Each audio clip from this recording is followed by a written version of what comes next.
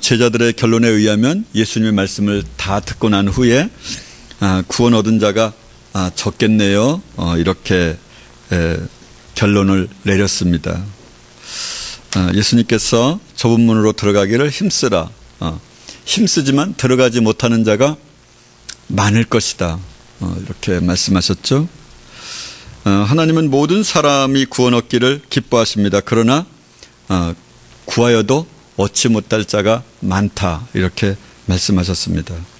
아버지께서 예수님의 이름으로 보내실 성령으로 말미암아 성령을 받은 사람은 예수님을 믿는 사람들은 가치관을 다르게 가질 것입니다. 높은 자리에 있으려고 하는 사람은 위선자입니다. 살고 싶으면 낮은 자리로 가야만 합니다. 믿는 자라면, 눈뜬 사람이라면 높은 자리가 아니라 스스로 낮은 자리에 가는 자여야만 합니다. 우리의 조국교회는 지금은 크리스찬 놀이를 하고 있는 중입니다. 말씀을 가지고 장난을 치고 있는 것이죠. 많은 사람들이 예수님만을 구하지 않고 이 세상에 살 수 있는, 행복하게 사는 너무나 많은 것들을 구합니다. 예배를 드릴 때 첫 번째 성도들에게 시키는 말이 행복하십시오, 행복해지십시오, 이런 표현의 이야기를 합니다. 사람들은 명성을 쫓고 지위를 간구하고 이 세상의 인정을 원합니다. 문제없고 행복하고 잘 되는 교회는 예수님께서 세우신 교회가 아닙니다. 우리가 사는 현재의 세대는 자기를 사랑하고 부모를 거역하고 비방하며 쾌락 사랑하기를 하나님 사랑하기보다 더 좋아하는 세대에 우리가 살고 있습니다. 경건의 모양은 있으나 경건의 능력은 없는 자, 그런 자로 살아가는 세대입니다. 마지막 때입니다. 이 교회에서 심판을 시작하고 이미 완료되어 가고 있습니다. 하나님은 사람들을 심판하시기 전에 짐승들을 죽이기 시작합니다. 인간을 제외한 창조물들을 치기 시작하십니다. 각종 죄가 얼마나 많은지 이 땅을 섬기기 위하여 보내주신 창조물들이 입이 있어 외친다면 우리가 그 소리를 듣지 못해서 그렇지 그들이 얼마나 외칠까요? 땅은 그렇게 말하지 않겠습니까? 제가 왜 이 악한 인간이 일어설 수 있도록 발을 디디고 살아가도록 그렇게 제가 발표해야 하죠? 그러지 않을까요? 각종 식물들은 외치기를 내가 왜 그 인간의 뱃속에 들어가서 그에게 악을 행하도록 힘을 주어야 하는 것이죠? 이렇게 외치지 않을까요? 땅이, 음식물이, 산소를 만들어내는 나무가 외칠 것입니다. 제가 이제부터는 산소를 내보내는 일을 중단하겠습니다. 저 악한 인간들의 숨을 막아 당장 죽여버리겠습니다. 이렇게 하지 않을까요? AI로 인해서 우리 농촌이 심각한 피해를 보고 있습니다. 구제역으로 인하여 모든 소, 모든 돼지를 한꺼번에 묻어서 그것으로 나타나는 침술수가 문제다, 이렇게 외치던 때가 엊그제였습니다. 또다시 AI로 인해서 우리의 농촌이 피해를 바라볼 뿐만 아니라 그 안에 갇힌 짐승들이 얼마나 많이 죽어가고 있는지 모릅니다. 배를 하나님 삼아 움직이고 있는 이 시대, 더 이상 거룩을 싫어하고 음란과 오락물을 좋아하는 이 시대는 분명 슬픈 세대입니다. 우리는 어떤 사람입니까? 오늘 우리가 결단해야만 합니다. 오전에 말씀을 드렸던 것처럼 느헤미야처럼 말입니다. 느헤미야는 사역자가 아니었습니다. 그는 평범한 공무원에 불과했습니다. 그러나 그는 자기 조국의 현실인 상황을 들었을 때 금식하였습니다. 느헤미야는 왜 나입니까? 왜 다른 사람이 이 소리를 들어야 되는 것 아닐까요? 우리나라에는 전문적 사역자들이 많이 있습니다. 그들이 해야 하는 것 아닙니까? 이렇게 외치지 않았습니다. 이렇게 변명하지 않았습니다. 따라서 우리도 변명하면 안 됩니다. 느헤미야는 바벨론 궁정에 머물 필요가 있었습니다.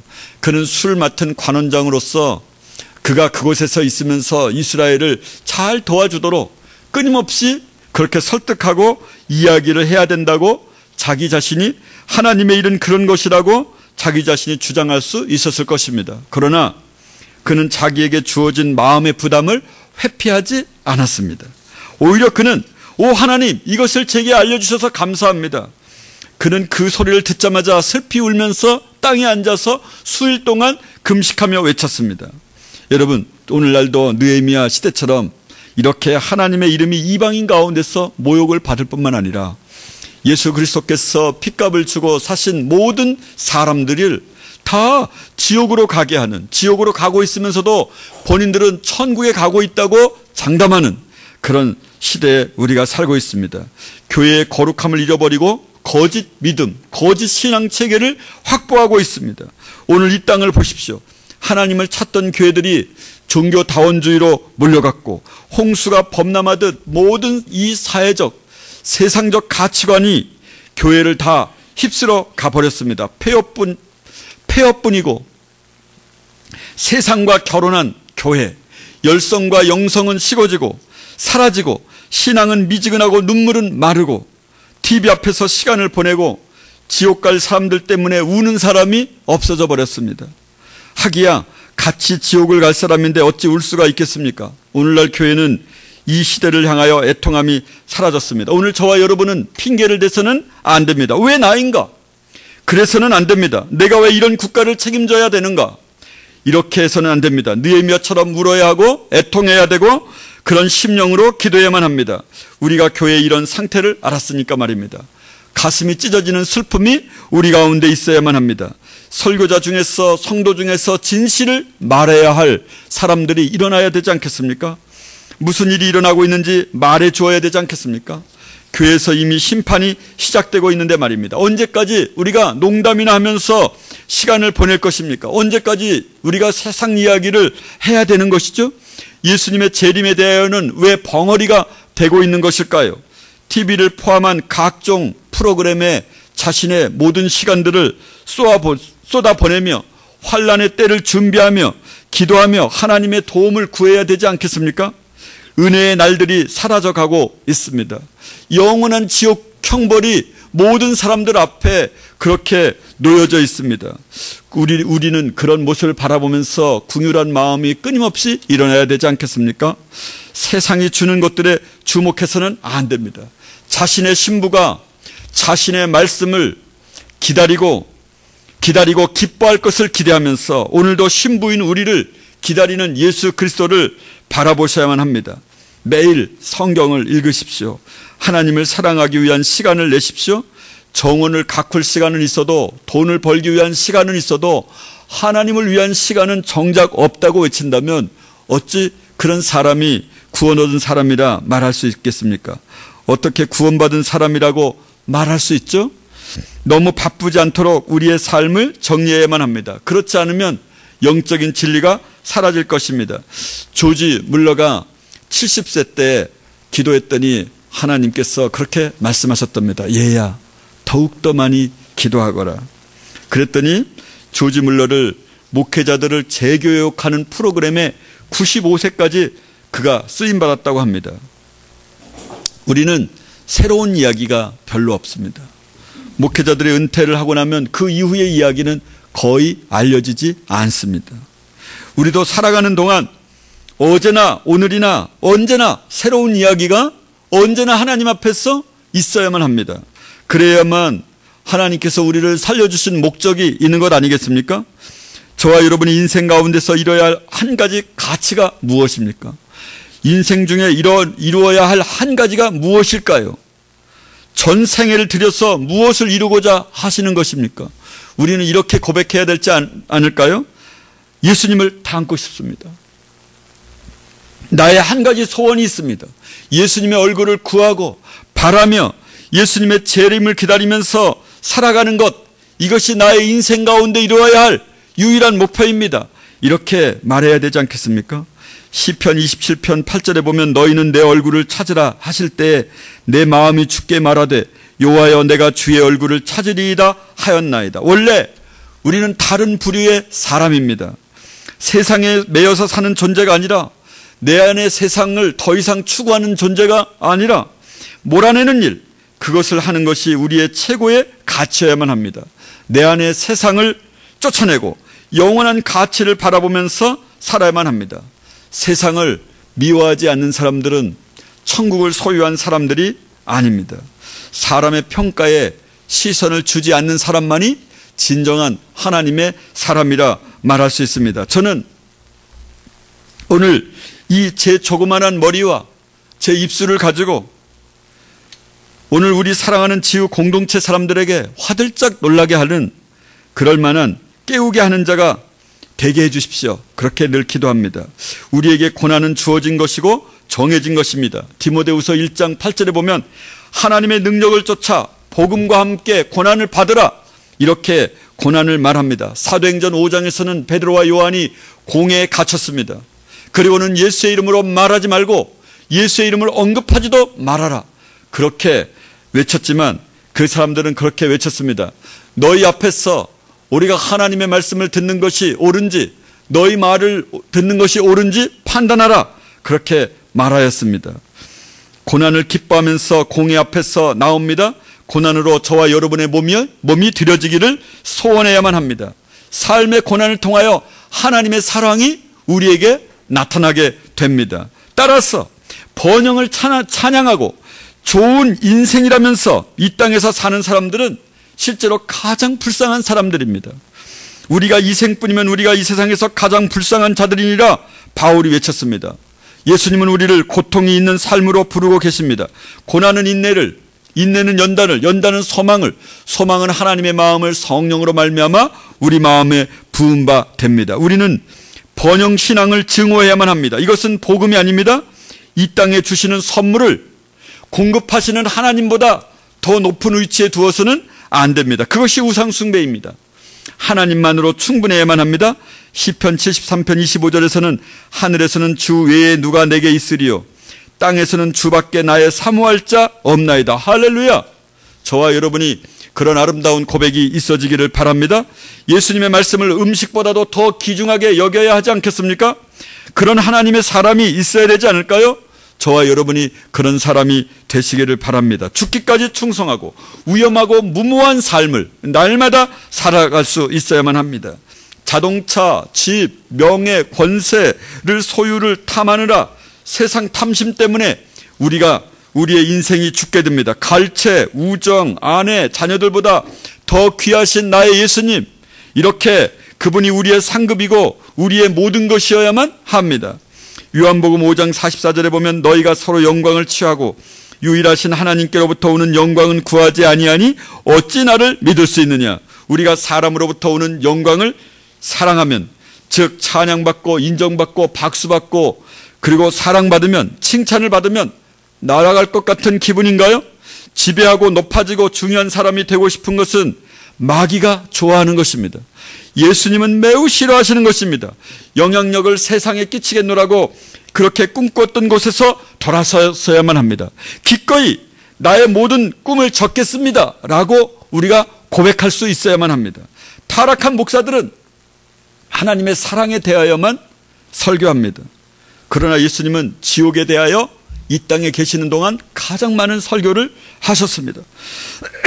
모든 목회자들도 예수님처럼 설교해야만 합니다. 형통을 설교하는 목회자는 지옥을 설교하지 않습니다. 사람들은 빛보다 어둠을 더 좋아하기 때문에, 사람들은 지옥의 고통을 싫어하기 때문에 그런 설교를 하지 않습니다. 그러나 지금 그 소리를 듣는 것이 마지막 날 듣는 것보다 낫지 않겠습니까? 하나님은 복수하시는 하나님이십니다. 바울도 말하기를 살아계신 하나님의 손에 빠져가는 것이 얼마나 두려운 일인가. 에스겔 16장에서는 하나님은 너는 내 목자가 아니다, 너는 내 백성을 달래고 있다, 이렇게 말씀하신 대목이 나옵니다. 오늘날 설교자들은 사람들이 듣기 싫어하는 소리를 내지 않고 또 그런 죄를 경고하지도 않습니다. 그러나 앞으로 다가올 환난을 준비시키시면서 말씀을 전해야 하는 것 아니겠습니까? 어떻게 예수님을 전해야 하는 자가 예수님의 눈치는 바라보지 않고 사람의 눈치만을 바라보는, 어떻게 자신의 마음대로 말씀을 전할 수 있겠습니까?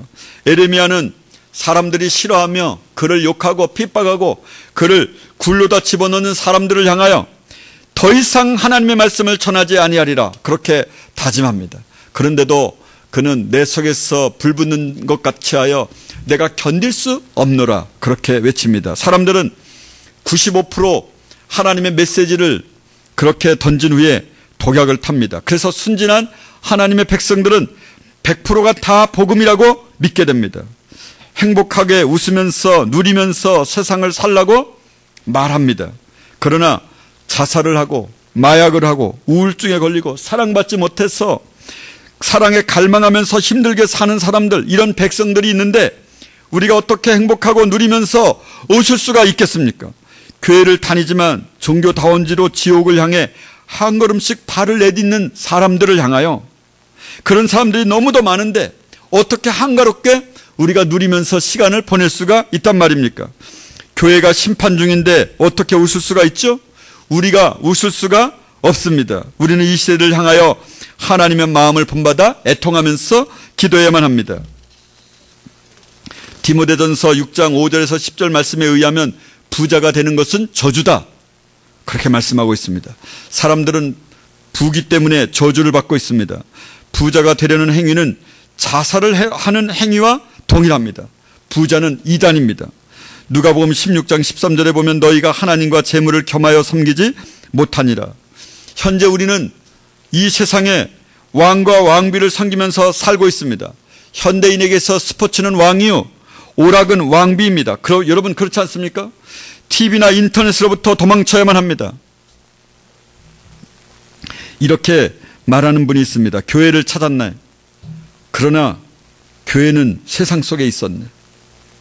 세상을 찾았네. 그러나 세상은 교회 속에 있었네.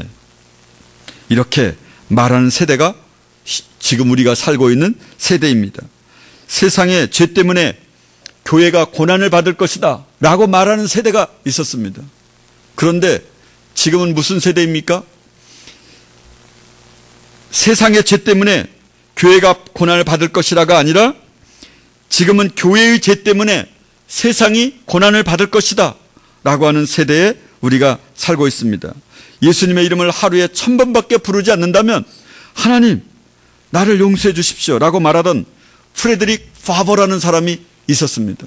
여러분 적어도 그래야 되지 않을까요? 저와 여러분이 결혼하기 전 연애할 때 배우자 될 사람을 향하여 그렇게 외치지 않았습니까? 여러분 저와 여러분이 첫 자녀를 낳았을 때 그렇게 그 자녀의 이름을 부르지 않았습니까? 사랑하면 그의 이름을 부를 수밖에 없습니다. 오늘날 설교는 되도록 고통은 줄이고 쉬운 복음으로 사형리 접종을 받고는 세상 가운데 잠들어 있다가 끝내 지옥을 가게 됩니다.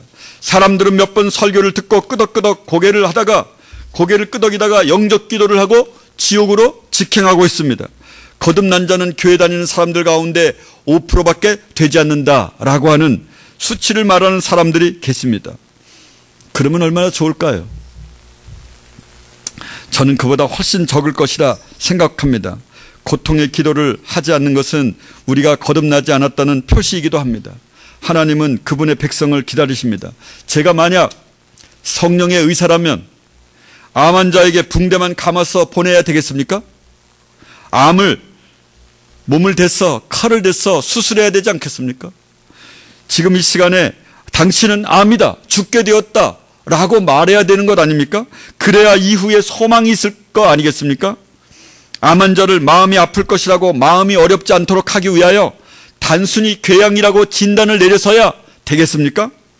저도 여러분 마음이 아플까 봐 모든 것이 좋다고, 우리 모두가 구원받았다고 이렇게 말해서야 되겠습니까? 밝게 사십시오. 사람을 더 나은 삶으로 이끄는 것, 그렇게 하는 것은 이단입니다. 현재 우리는 구원 얻은 자가 적은 세대에 살고 있습니다.